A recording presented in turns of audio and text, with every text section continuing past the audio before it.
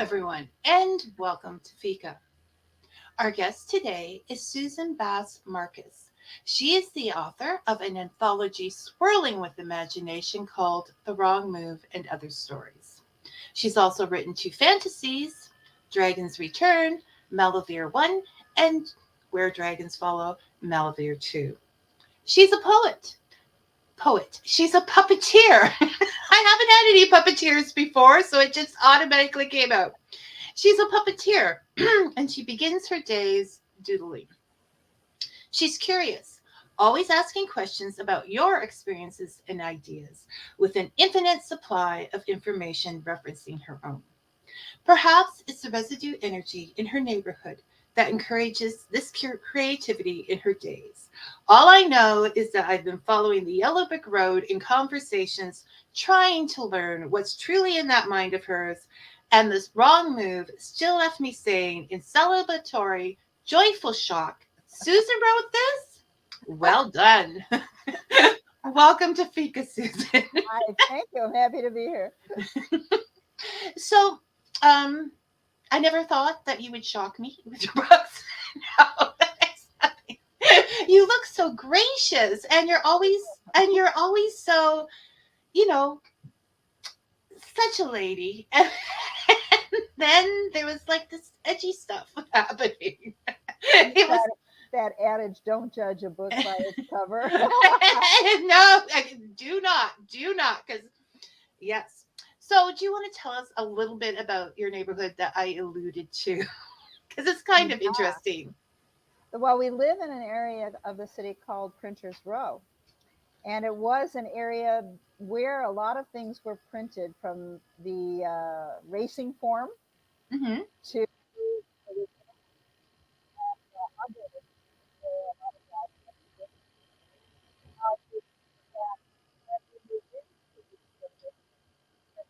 Okay. it stu- was uh, oh, there we go. it was still the home of some printer shops. And we just lost you for a couple minutes Oh, for a second before that, and I want people to hear that. okay. So, Which part was missing? Let's see. you got past the Oh, racing forms. to Uh, Wizard of Oz, yeah. yes, yeah. When we moved in a number of decades ago, it was still there were still some businesses here that were printing a number of different publications for people. But eventually, people like us, who were called urban pioneers, moved in. This was part of a project to save Printers Row as a landmark district in Chicago.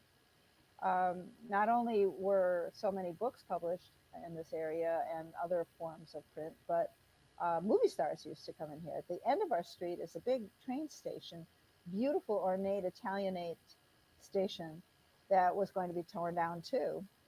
And a number of developers and architects got together. It not only saved our street, but also the station. And so it's become Oh, quite an anchor in the south end of Chicago's downtown. very cool. I like that they saved Yeah, oh yeah. station. I love train stations.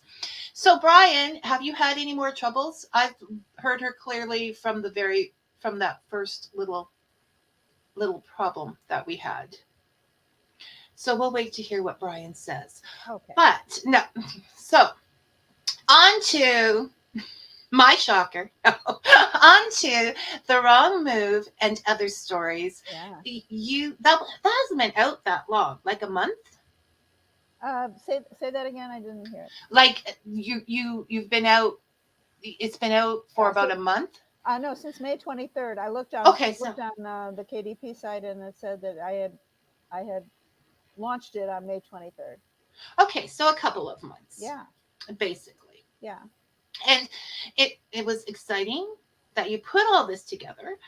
Some of the stories you had published in other publications and got the rights back to put into this one. Yeah.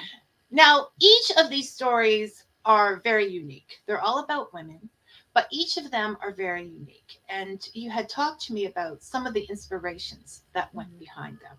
So, do you want to take some of the stories that and tell us what inspired them? Oh, there she goes Two of again. the stories are very personal. One of quite a number of years ago, my mother-in-law was failing pretty rapidly, and she had lost her power to speak. So communication was difficult. It was loving, but it was difficult. And we used to take her out and show her a beautiful willow tree in a pond by her house. And I got to thinking that tree was older than my mother in law and had a life of its own. So, in one of the stories, I imagine that people would persist in another life form after they died and perhaps be a tree. So, what happened was that subsequent to my writing that story, somebody in California came up with the idea of potting your ancestors in a particular graveyard and having them return as trees. And I thought, oh, that is so weird, weirder than my No, imagining the story. I want that. That's what I want. I was showing that ad and I was like, oh, that is so cool. It's very sound environmentally. Yeah, I suppose it is, and I don't know how they do it. And then the other thing, the other story, another story that was very personal was Pieces of Stars, and that was once she lost her ability to uh, communicate with us verbally, and she was weak, so she couldn't write either. Um, I thought, well, what is going on in her head? Well, how is she responding to our very frequent visits and our helping her out and so on? And so that became the basis for my story about her and her personal responses to people who were taking care of her and what happened to her in the end. But all of my stories are a little fantastic at the end. They, Yes, yes. No, they're twisty and turny and they make you think about your own values and thoughts on life, yeah, I think. yeah. So they're edgy.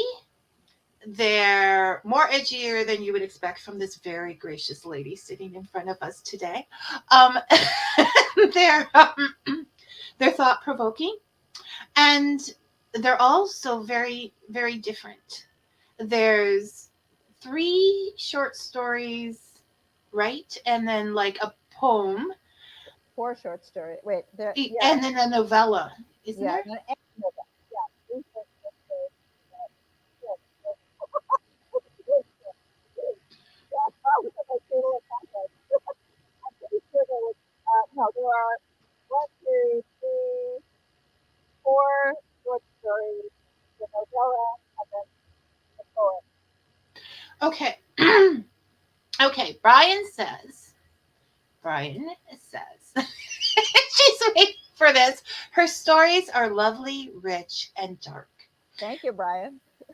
That's her stories are like coffee. Oh, yeah. Yes. You should have said that. Good, Okay, right. good coffee. Good coffee. That's right. Right. Yeah. Go ahead. And Jenna says she agrees with Brian on that. So the novella, which is Yeah. a obviously longer than the other stories. What corner of your mind did that originally come from? Well, there's a wonderful group in Chicago called the Chicago Writers Association. And every year, except I think once or twice during COVID, they they have a fantastic writers conference right in downtown Chicago. And you don't have to be a member to participate, but it's advantageous. Uh, they have wonderful workshops. So one of the workshops I attended, and this was, I guess it was 2019. One of the workshops was about writing a short story and getting the juicy bits in right as fast as you could. And I came up with this idea of a woman who was living alone, elderly. very capable, who had new neighbors next door. Now, at the same time, I had just finished an ordeal with neighbors across the hall who were not ideal, really terrible neighbors. And, or it was actually one person. And I thought, oh gosh, all right. So what's happening with this person? This elderly woman living in an apartment and neighbors who share a wall with her move in. And it soon became sort of paranormal. And then I started working with it. But I was working with it first in that workshop at the conference. And then I took it home and it just rested for a while. And then it started to grow and I started publishing bits and pieces of it on my blog. And people were responding pretty well to that. But by the time it became a finished novella, it was completely different from the way it started. And then I had a really great editor who worked with me on the parts that were inconsistent, not just copy, but the parts that didn't jibe well. And she pointed them out to me. And working with her, I fine tuned it. And I was really happy with it in the end. And it turned out to be quite a surreal paranormal story, but still very much based on in real life. You didn't have to make great stretches, I didn't think, to. And no, no, which is what makes it a little more edgy. It's because you could almost feel that happening. That could be me and my next door neighbor. You Oh never yeah, know what's happening over there. And so it sort of feeds on yeah. that kind of thinking. So you quite enjoy the short story format. I think I enjoy it now more than trying to work out a whole long novel. You get to the point faster. It forces the writer to develop the character more quickly and deeply than rather than stringing it out in a really long novel, which was my experience in the two fantasy novels. And those I wrote for a younger audience, like my grandchildren. But I hoped it would appeal to people, adults also, and YA audiences that like fantasy.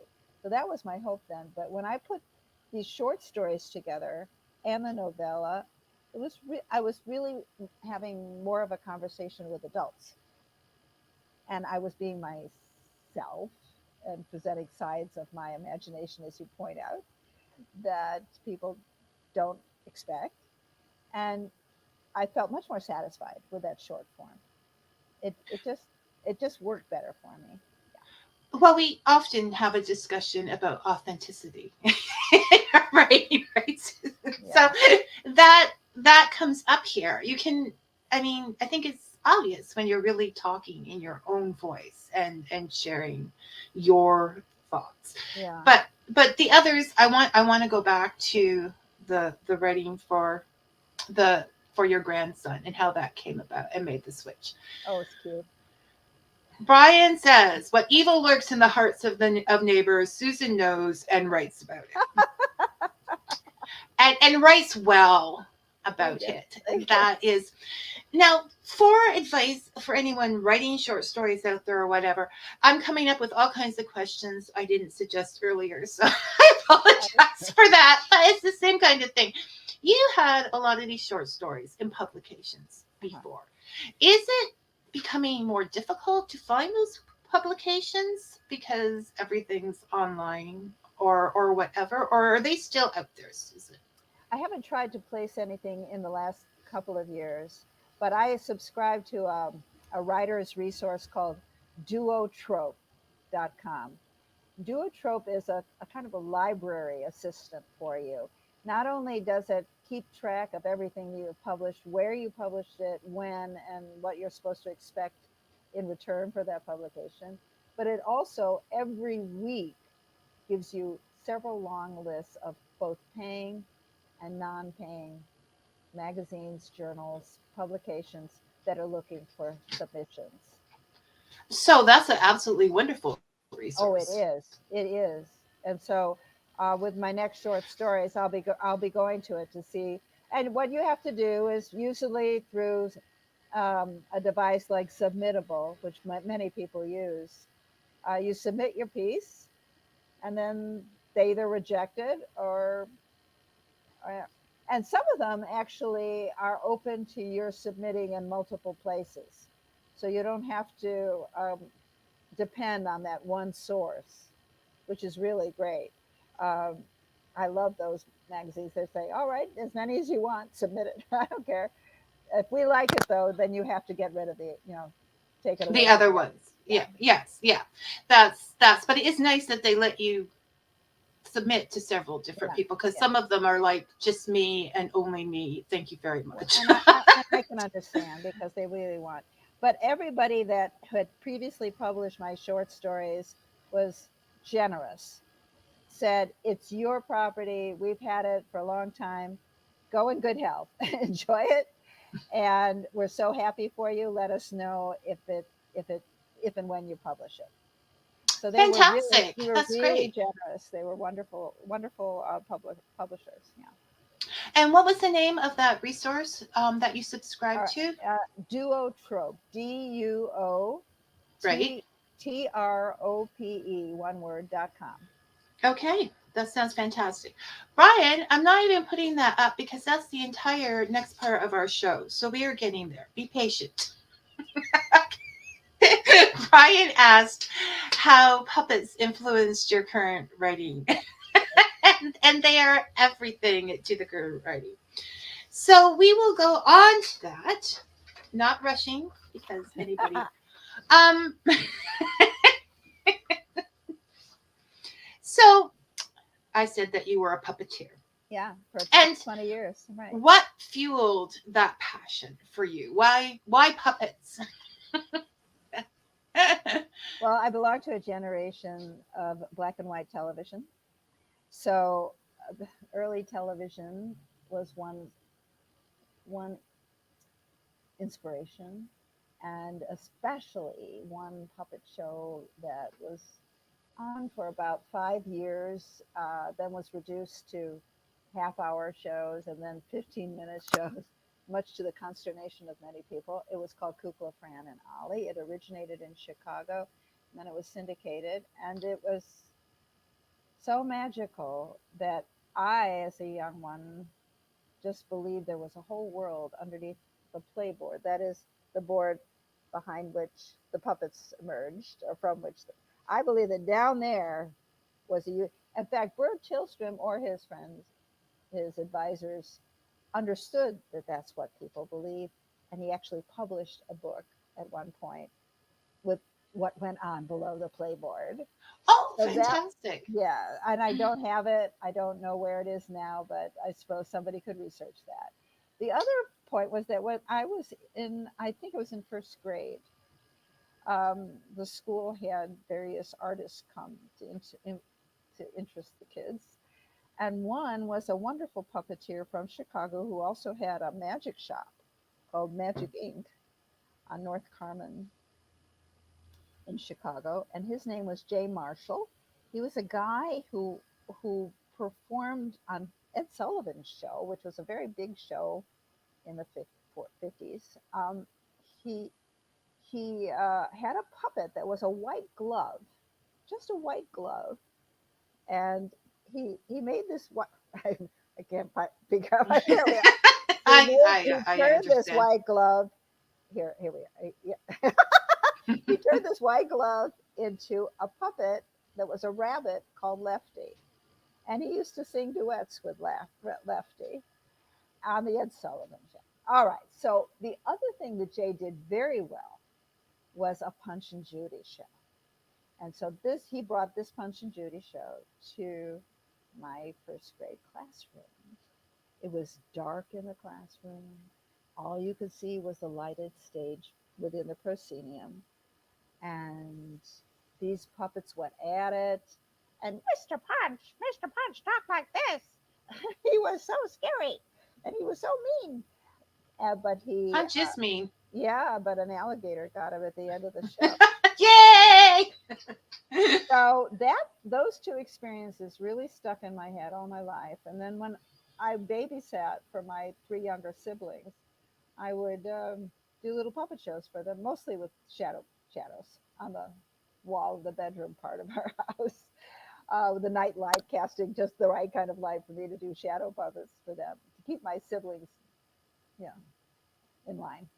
So I did that. But then let's skip ahead to when I had two kids and I was at home and still wanted to exercise my creativity because I'd always loved theater as well as puppets. And my wonderful husband suggested that I start doing puppet shows. So I joined a great organization in Chicago at the time where Jay Marshall was. And I got to meet the Jay Marshall as an adult. It was called the Chicagoland Puppetry Guild, and it still exists, though virtually now instead of in person.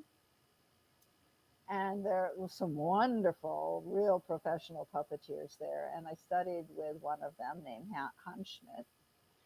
And then I went on to study in other workshops at puppetry festivals and so on with other professional puppeteers. And before I knew it, I was doing puppet shows in public, and it just grew and grew and grew. And it was something that I loved doing. I wrote the scripts, I created the puppets, I performed.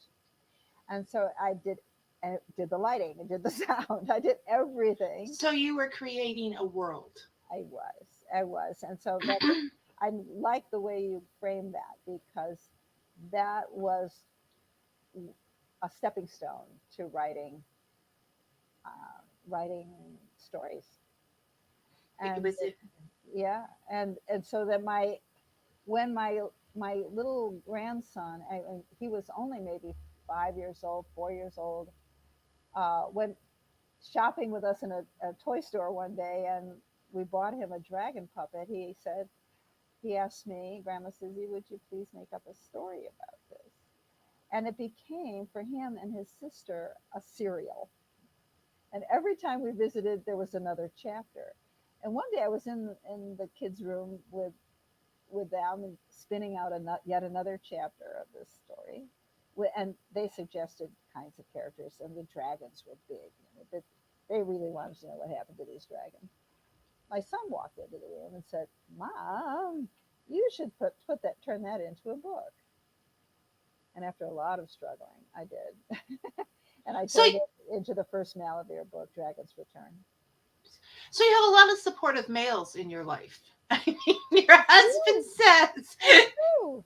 become a puppeteer, and then your son says become a writer. That's kind of nice support to have there. That's a Is very observation. It's true.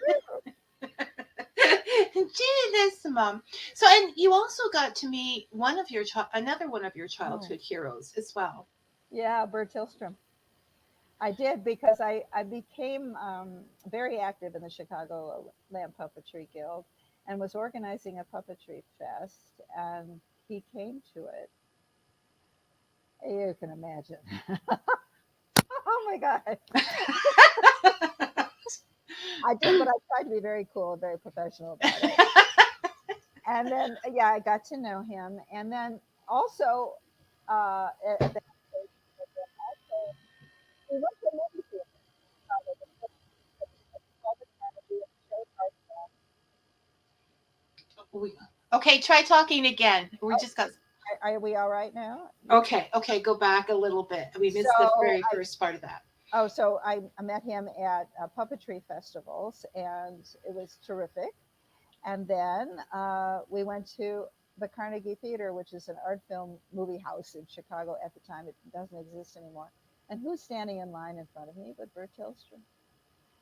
And we got to talking while we were waiting to buy tickets. And then next thing I knew, he had arranged a commission for me with the Art Institute of Chicago to do a professional show about the last days of Pompeii.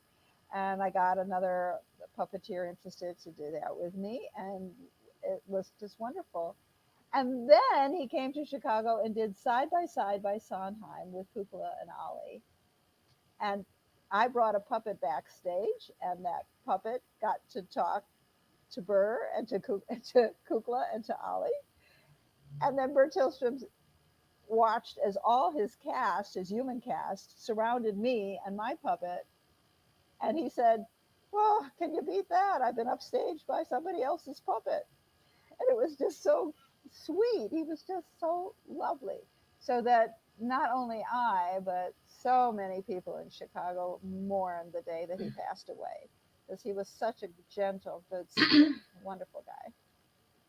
And Chicago sounds like a magical place to me from hearing your stories. You know, it is. It's a wonderful theater city. It's a wonderful It sounds like it. one of Bert Tillstrom's puppeteers, because he had other people working with him. A guy named Mark Larson has written a wonderful book about Chicago theater, the history of it, and why it gives you an idea of why the theater world in Chicago is so important and so vibrant. Yeah. So there are a lot of little connections out there. Well, and it was a different time. Like, this has caused me to go back and think about a lot of the childhood shows that I watched, including Yeah. Kukla, Fran, and Ollie.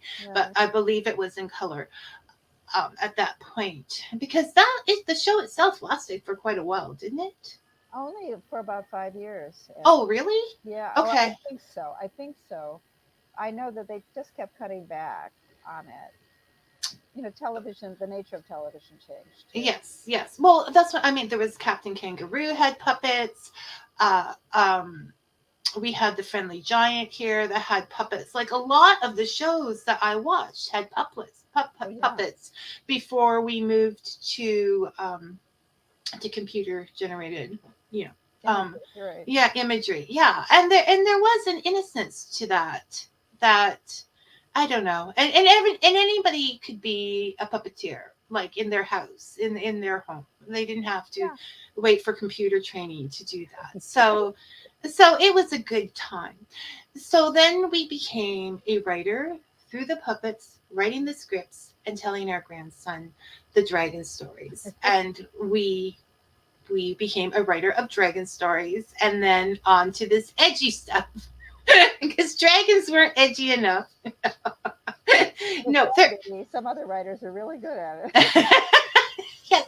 Uh, like Game of Thrones. Um, there the the idea. Now you just threw me right off with that, Susan. It was on to thing, but no, the idea of taking real life and putting the fantasy on top of it, I think adds an edgier, realistic, more scary kind of presence. Not necessarily scary, but just odd. I think a writer has to be a little bit of an anxious person. You have to be the kind of person who says, "Well, you don't really know what's going to happen. Well, you really don't know what's going to happen next." I'm sorry. You are right. I mean, they tend to be overthinkers and they tend to be a little, I don't want to say insecure, but very sensitive to their surroundings and have a story of their own that they held within. That's pretty diplomatic, yeah. Writers are strange. Brian said, "Have you ever thought of creating a puppet show based on your recent adult short stories? That would be interesting." Yeah, but I don't perform anymore. In fact, At all? no, I'm just trying to sell my puppets now. I know, Or but that try to makes me sell puppets. sad. Mm. Oh well, That makes me this. there are some of them I would keep. I've got this little guy who my husband also just loves. His name is Orange Julius. And there he is. He's actually quite. Hey, hey, come on! It's okay. It's He's okay. not an evil clown. No, he's a very sweet clown. He had a long history of working with kids in children's hospitals. The Chicago I, Children's Hospital and the Children's Memorial Hospital hired me for several years on the basis of it was funded by a grant from a really wonderful organization. And I used to do a lot of bedside therapy, but this wasn't to prepare kids for their surgeries. This was to get them to talk about how they were feeling. And he's silent, he doesn't talk. So everything is through gestures. One of the stories I included on my blog was about a little girl who, at the time, was not going to survive her illness. And she had become, she was mute for about 2 or 3 weeks, and her parents were really upset. They couldn't get her to communicate. She was deeply depressed. Child Life is the organization within the hospital that works with these issues with kids, and tries very hard to give children as much of a sense of autonomy and vitality as they possibly can have in a really dehumanizing situation. A hospital is not the best place to feel like yourself or that you have any No, power whatsoever. no. So I would sit bedside with Orange Julius, and he would just sort of talk and hide. But basically, he was really shy. And what the this one little girl wanted to do was to bring him out of his shell. And so she actually reached out to him, and then he in turn reached out to her, and she started to whisper what she was feeling in his ear.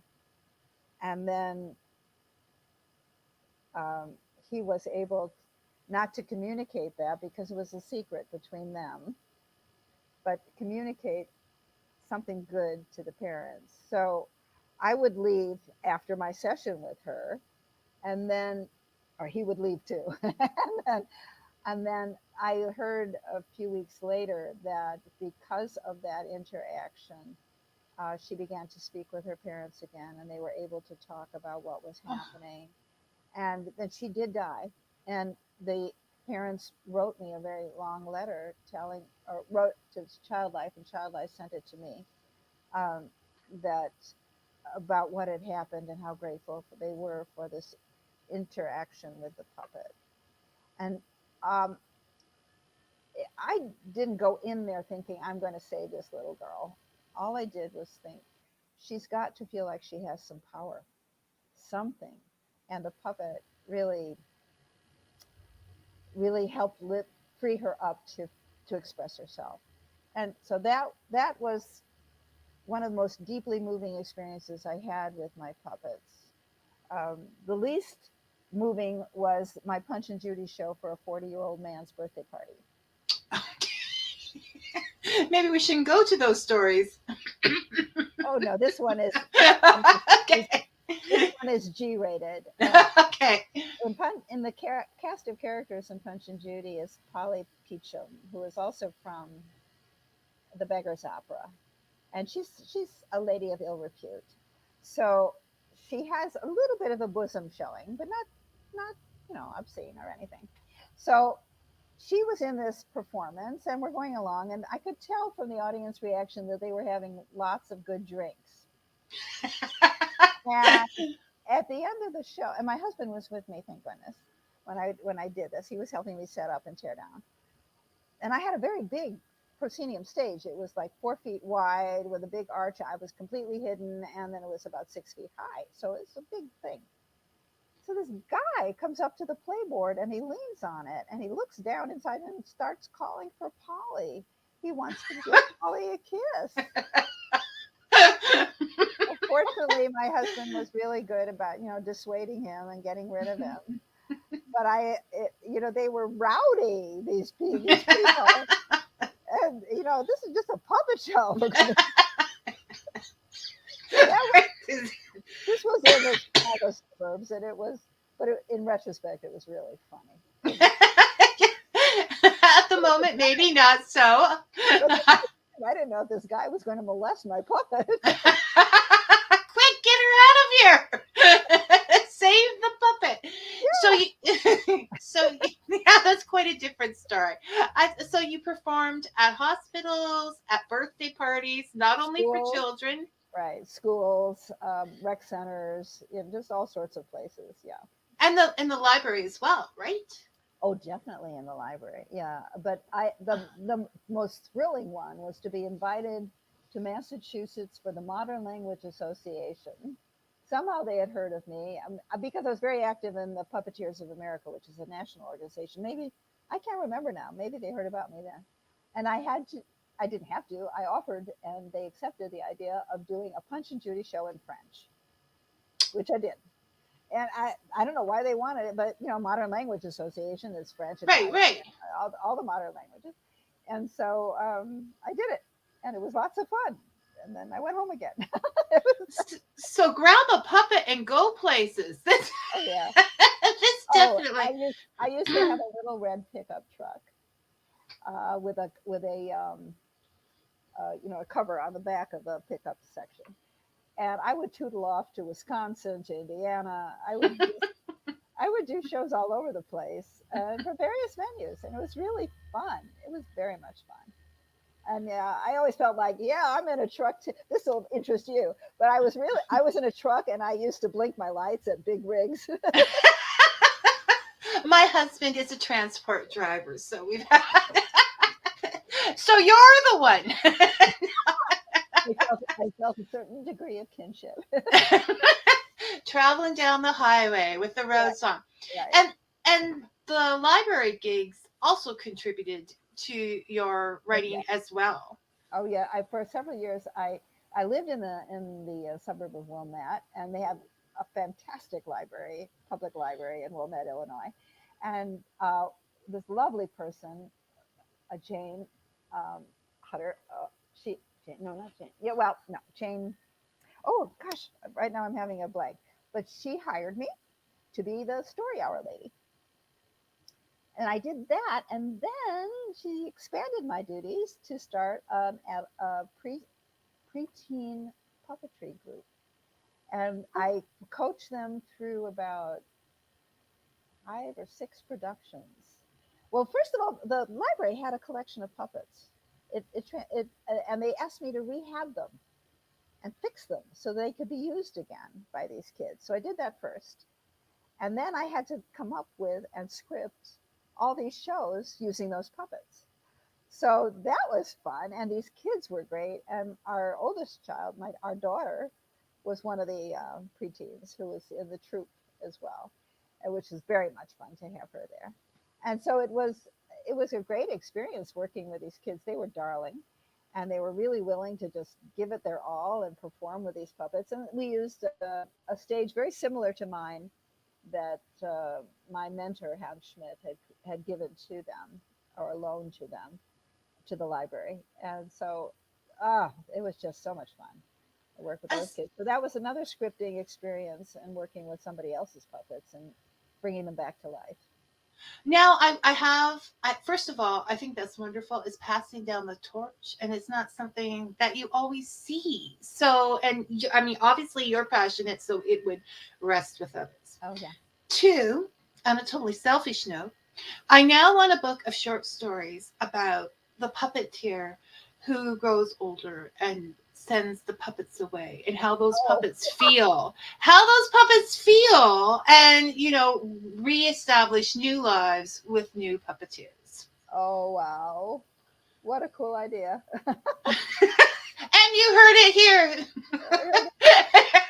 I heard Fika with Vicky. We will be expecting that book in like 2 years. You have one on the go. You have a couple on the go. Oh, she's writing it it. down in her.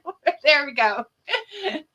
Well, here's one of those puppets. I don't know if I'll ever be able to get rid of him. I can't even turn him around right. Let me put him on a different hand. Poor guy. Does it hurt? Does it hurt? I'm so sorry. All right, there. All right, there he is. Are you? There you go. Okay. Okay. Okay. No, no. Now, Anyway, I did a show called "The Shoemakers and the Elves," and I even wrote a song for it.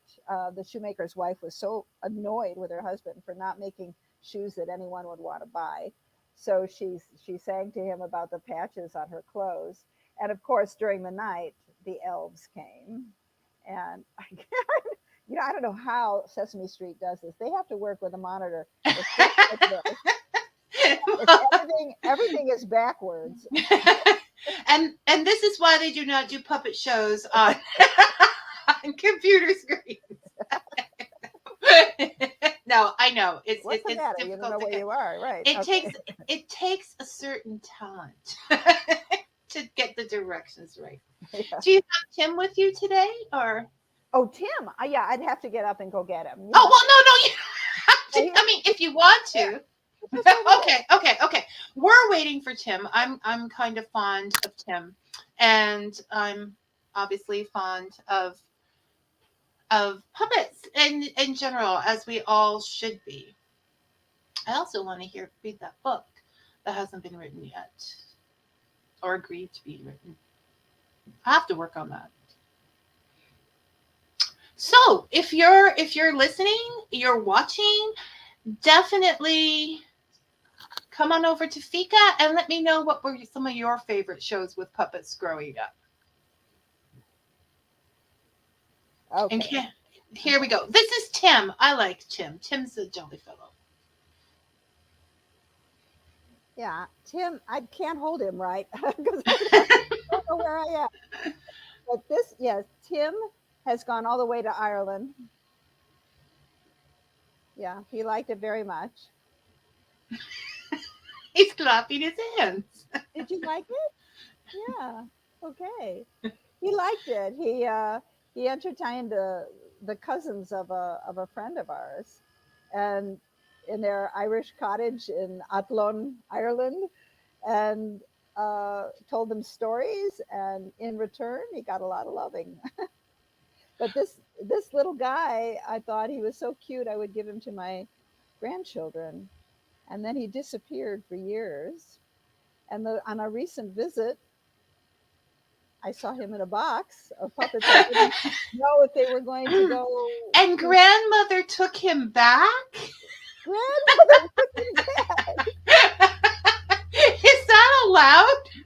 I don't know. I don't know what my daughter-in-law thinks of this, but she's a very generous person, so she probably said go in good health. But no, Tim. I looked at him in that box and I went, "Oh, Tim, there you are." And I opened the box and took him out and said, "You're going home with mommy." And so he was very happy. Yes, he was. He was. But he was based. This is the puppet that upstaged Bert Tillstrom. Oh, because he's lovable, and Yeah. and Brian said perhaps Susan could make a puppet show based on Vicky. Fika, I have an even better idea. What if we did Fika and puppets? Okay, think about it. We could get puppets that reflected us, and then just like go down. Although we are all getting older, I'm not sure that position would be comfortable for very long. But we could do. I like this. I like this idea. Susan, we need to do Fika I think a puppets. puppet show. Yes. But I have to learn how to use the monitor. Yeah, that's it. Well, yeah, because we can't. I don't know. Well, there is a lot of production issues we have to work out, and we'll forget we were going to do this, but it didn't. It's very funny. Very So, funny. so the creativity does not end with the puppets. However, I have No. said that you are an insightful doodler because I believe that you are. But in the mornings, when you're having, I take it while you're having your Coffee. morning coffee. Okay, I didn't want to assume. No, Um, it's, the, it's not an assumption. It's a necessity. I was gonna say, well, you do a lot and you and you move around a lot, so yeah, coffee would be a necessity. You began to doodle on while doing your crossword Yeah, puzzles, the right? paper was really nice. The books I get these easy crossword puzzles or moderate crossword puzzles. Some of them are printed on really great paper because they're made for writing and erasing maybe.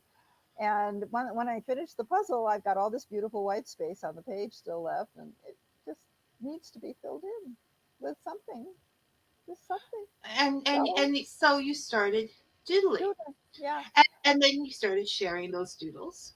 right. I did. I thought, oh well, let's just put it on Facebook and let other people have a laugh or say, oh yeah, that resonates today. That's what the weather's like.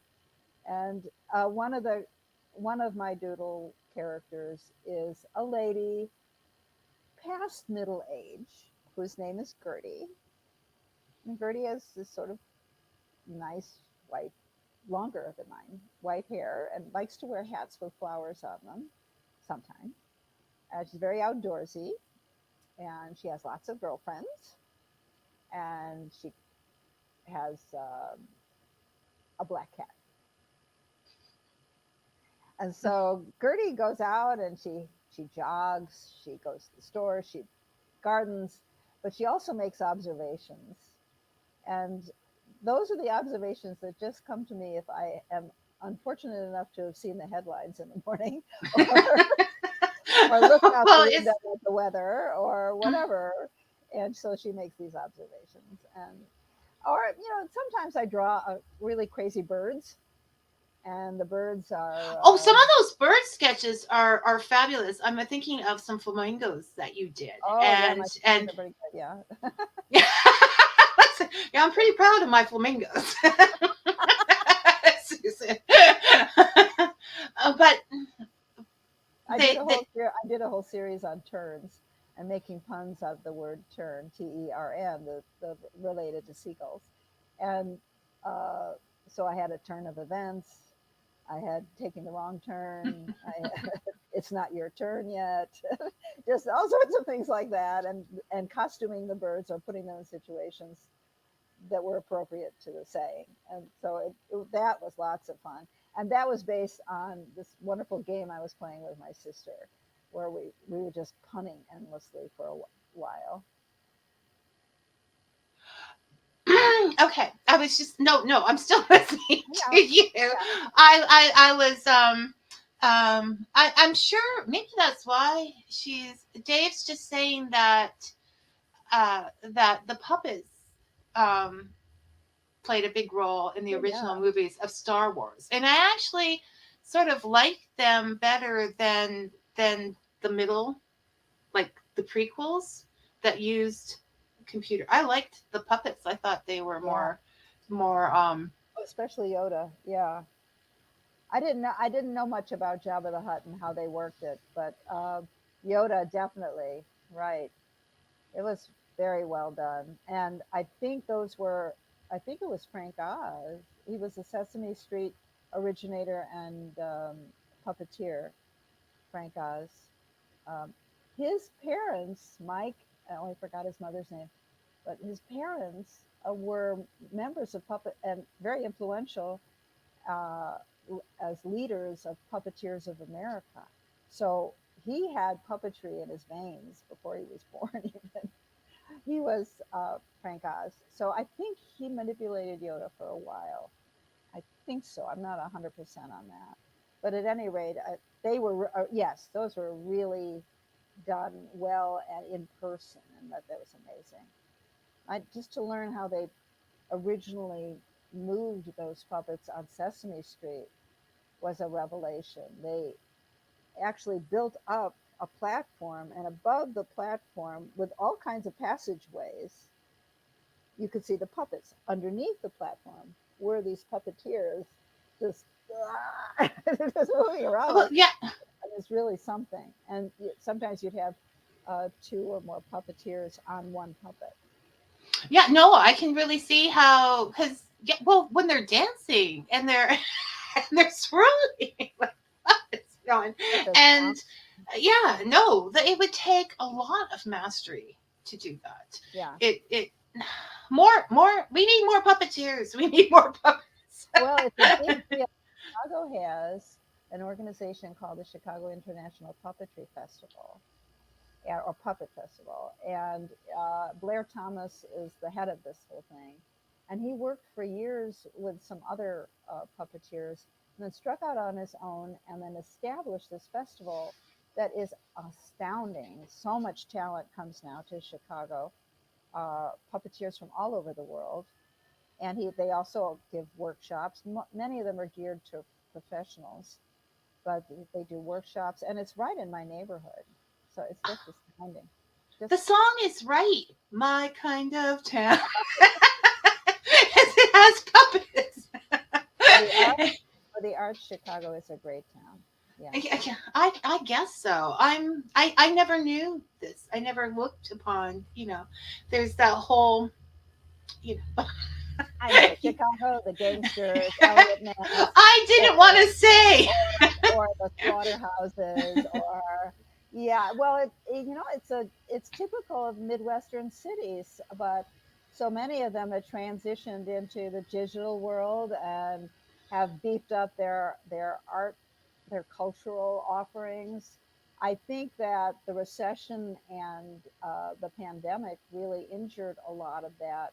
But what is so wonderful about it, Chicago, is there's a tremendous amount of support for the theater world and for the arts. Not so much for, of course, restaurants and bars, they really suffered, but the arts, they They stayed. they went they went They on. stayed. Yeah. Oh, well, restaurants are a very dubious industry to begin with. One out of three It goes out of really, business. yeah. It's a difficult business, and I've worked in it. Now back to Gertie and the wonderful drip. So before you can write the story about the sad puppets leaving her puppeteer, I didn't get you that. you are writing now. Gertie is going into a book with your Yeah. sketches. I would very much like, and I've started assembling different drawings, but some of them I really have to redo and make them presentable to the public.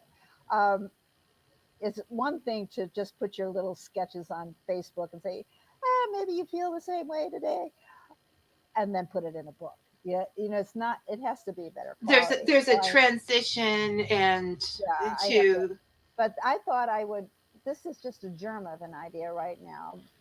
At first, I thought I would do Gertie through the seasons, but that doesn't have enough bite. So I thought I would do Gertie Ger- in an apartment.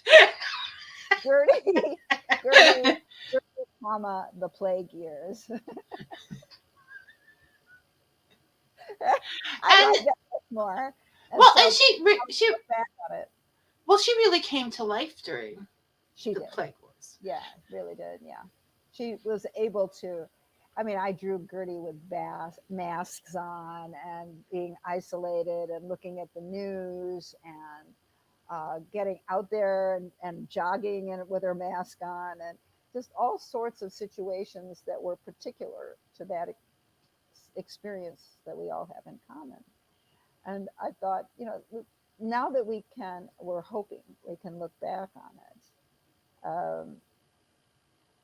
I think it's more approachable. I don't think it's something I could have done during the height of the plague.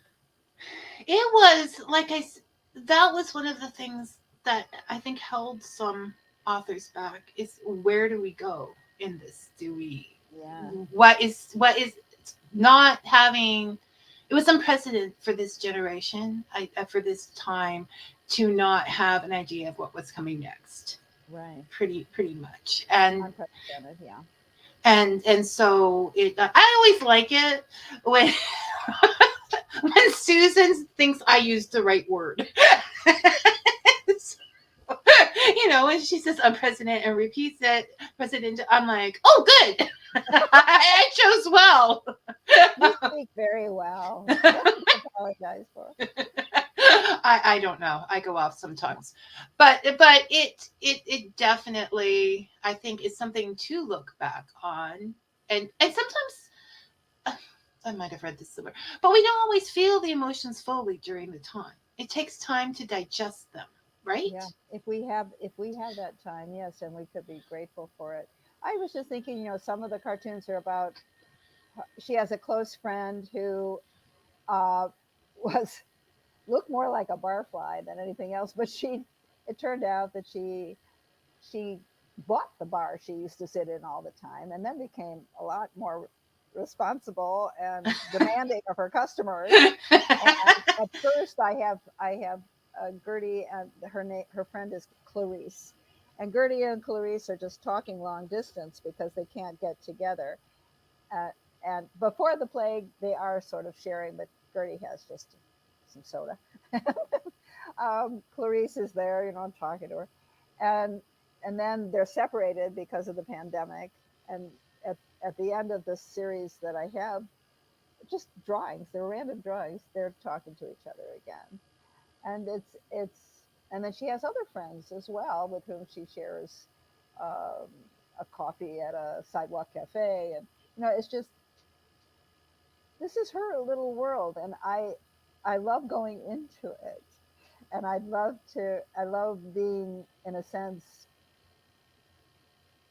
I'm not all knowing because sometimes I just don't know how that drawing's going to come out, but when it does, and I see where she is, I really enjoy the privilege of entering her world.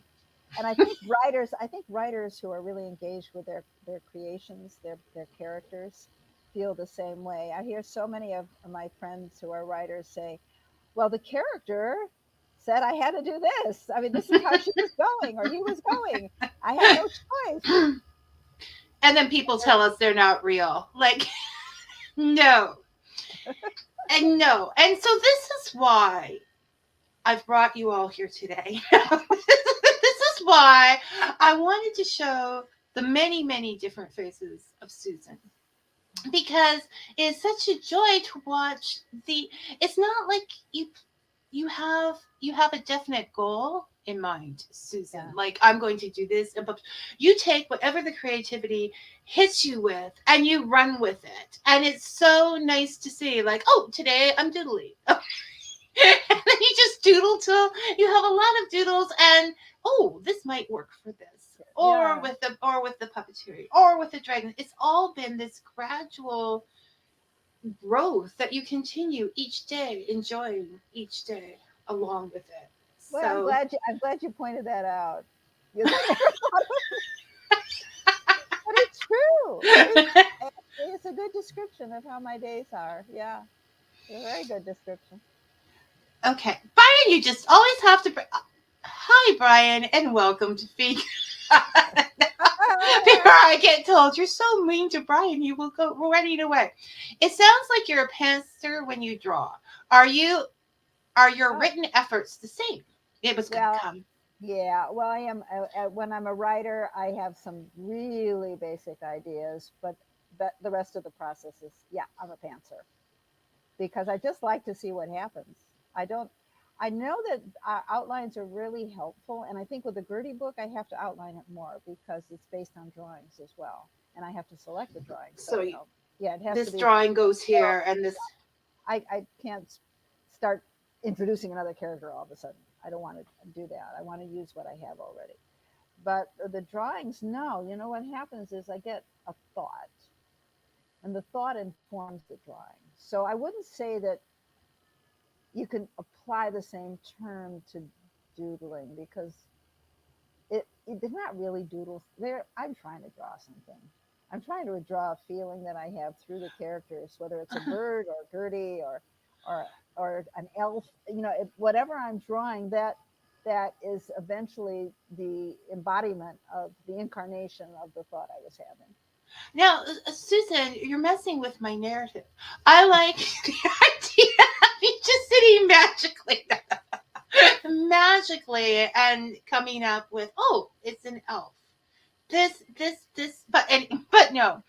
I was just thinking that this is like I love picture books. Okay, Yeah, for my yeah. for my little library, I'm out there looking for picture books for these kids because the art in that is amazing. And so basically, you're making an adult Picture book. picture book.